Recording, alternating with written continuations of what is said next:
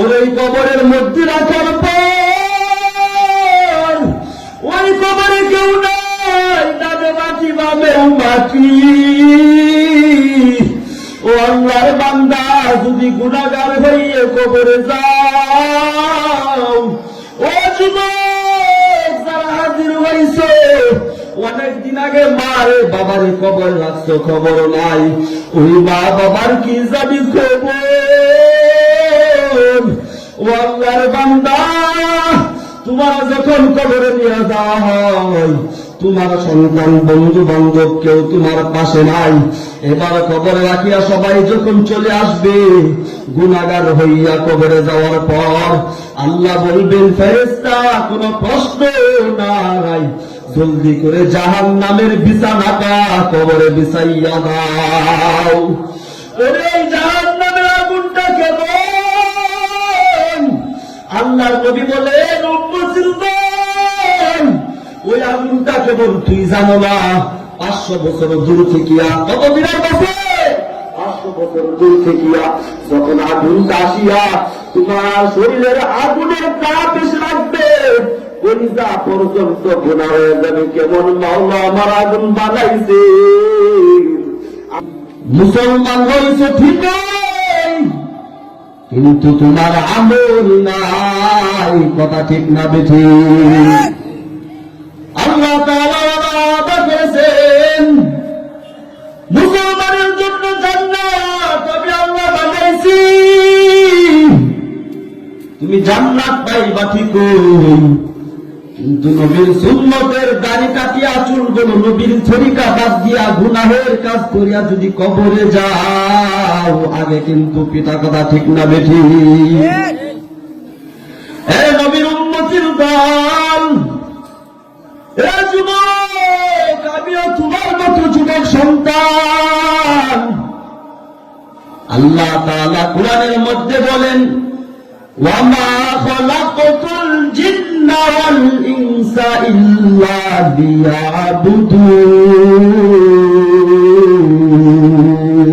বলেন আল্লাহু আকবার।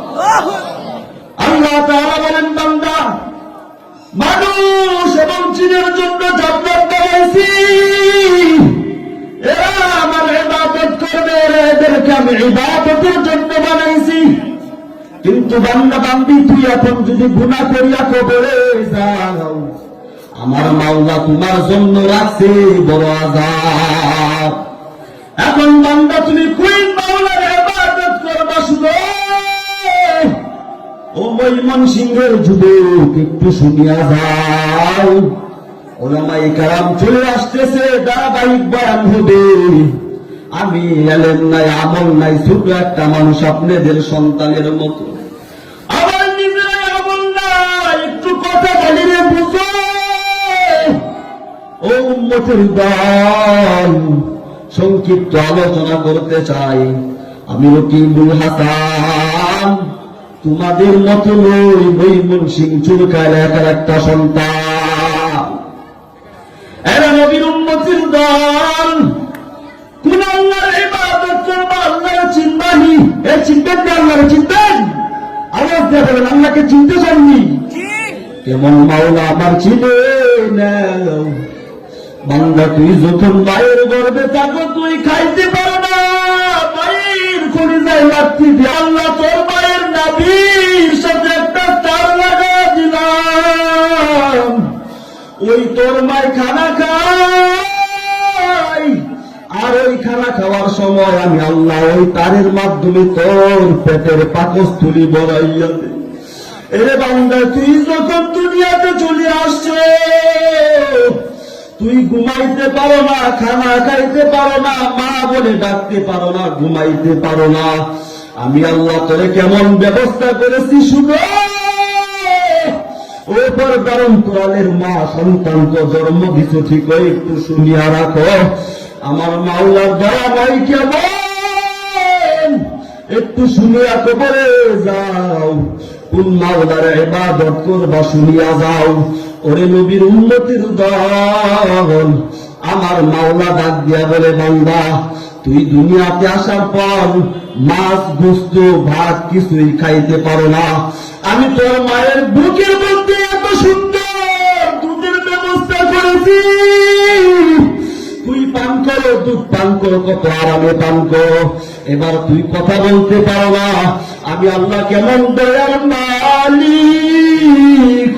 ওরে আল্লাহর বান্দা চোখের পানে সারে কাঁদে। এখানে যারা হাজির হয়েছে অনেকের মা নাই, অনেকের বাবা নাই রে যুবক। এর নবীর উম্মতির দল, এবার তুমি তোমার মায়ের বুদ্ধ গর্ভের দুধগুলো পান করতেছো। এবার দুধ পান করার সময় ভাত খাইতে পারো না, বাবাকে বাবা বলে ডাকতে পারো না। এক পর্যায়ে দেখা যায় তুমি পেটের মধ্যে ভরা, তুমি কান্না করতেছো। আব্বা ডাক দেয়া বলে আমার সন্তানকে খাবার দাও, মা ডাক দেয়া বলে স্বামী আমার সন্তান খাবার খাবে না। বলে তাহলে কেন খাবে? আল্লাহ তো দয়ার মালিক, মায়ের কলবের সাথে একটা তার মাওলা লাগাইছেনি, লাগাইছেনি, আওয়াজ কেমন লাগাইছেনি? নবীর উম্মতির দল, আমার আল্লাহ বলে বান্দা তোর মায়ের কলবের সাথে একটা তার আমি আল্লাহ লাগাইয়া দিছি। তোমার মা ডাক দিয়া বলে আমার সন্তান খাবার খাবে না, তাকে খাবার একটু আগে খাওয়াইছি, এখন ঘুমাইতে চাই, ঘুমাইয়া যাবে। ওই আমার মাওলা কেমন জানে। এবার তুই যখন বড় হয়ে গেছ, ও বান্দা বান্দি তুই যখন বড় হয়ে গেছো, এবার তুই দুধ খালে চলবে না, মাছ গুস্তুর ব্যবহার করা দরকার। আমার আল্লাহ হাজার রকম গুস্ত তোমার জন্য ব্যবহার করেছেন, তৈরি করে রেখেছেন। ওরে নবীর উম্মতির দল, আল্লাহ বলেন ফি সিত্তাতি আইয়াম, আমি সমস্ত আসমান জমিন মাত্র 6 দিনে বানাইছি। কয়দিন? আবার বলেন কয়দিন? 6 দিনে বানাইছি। তোর মতো মানুষটারে 6 মাসের মতো সময় লাগাইয়া বানাইছি। এখন তুই যদি বান্দা গুনাহ করিয়া কবরে যাও, তোরে কিন্তু আমি এমনি সারিয়া দিব না। কথা ঠিক না বেঠি? আরে নবীর উম্মতির দল, সবাই সংক্ষিপ্ত উঠে যাবে। আমার ইলম নাই, আমল নাই, একটু ধারণা দিতে চাই কবর সম্পর্কে। উম্মত আপনারা আমার এলাকার মানুষ, ওরে আল্লাহর বান্দা, এবার তুই যদি গুনাহ কবরে যাও, ওই কবরের মধ্যে রাখার পর ওই কবরে কেউ নাই, ডানে বাকি বামেও বাকি। ও আল্লাহর বান্দা, যদি গুনাহগার হইয়ে কবরে যাও, ও যুবক যারা হাজির হইছে, অনেকদিন আগে মারে বাবারে কবর রাখতো, খবর নাই। ওই মা বাবার কি জানি খবর। ও আল্লাহর বান্দা, তোমার যখন কবরে নিয়ে যাওয়া হয়, তোমার সন্তান বন্ধু বান্ধব কেউ তোমার পাশে নাই। এবার কবরে রাখিয়া সবাই যখন চলে আসবে, গুনাহগার হইয়া কবরে যাওয়ার পর আল্লাহ বলবেন ফেরেশতা কোনো প্রশ্ন নাই, জলদি করে জাহান্নামের বিছানাটা কবরে বিছাইয়া দাও। ওরে এই জাহান্নামের আগুনটা কেমন? আল্লাহর নবী বলেন উম্মতির দল, ওই আগুনটা কেবল তুই জানো না। 500 বছর দূর থেকিয়া, কত দিনের বছর? 500 বছর দূর থেকিয়া যখন আগুনটা আসিয়া তোমার শরীরের আগুনের তাপ এসে লাগবে, কলিজা পর্যন্ত গোনা হয়ে যাবে। কেমন মাওলা আমার আগুন বানাইছে। আল্লাহ বলেন কোরআনের মধ্যে নারুল্লাহ, ওরে নারুল্লাহ তো আগুন, আল্লাহ তো আল্লাহ, আল্লাহ বলে বান্দা আমি আল্লাহ যত বড়, আমার আগুনের তাপমাত্রাও তত বড়। ওরে নবীর উম্মতির দল, 2 পাশের মাটি আমার চুলে চাপ দিবি, এক পাজরের হাড় গুলো আরেক পাজরের মধ্যে ঢুকিয়া যাবে। ওরে আল্লাহ বান্দা তাই না, যদি গুনাহগার হইয়া কবরে যাও, ওই হাসরের ময়দানে আজকে সূর্যের গরম সহ্য করতে পারো না। ও নবীর উম্মতের দল, ওই হাসরের ময়দানের মধ্যে এত উপরে সূর্য, জমিন থেকে 9 কোটি 30 লক্ষ মাইল উপরে সূর্য। এই সূর্য আল্লাহ বলবেন নিচে আয়, নিচে নেমে আসবে। ওরে আল্লাহর বান্দা, আল্লাহ বলবেন তোর যত মুখ আছে সব ফিরা কাপ ছেড়ে দাও। সূর্যের তাপে গুনাহগারের মাথার মগজগুলো বাতের মায়ের মতো টাস টাস করে ফুটতে থাকবে।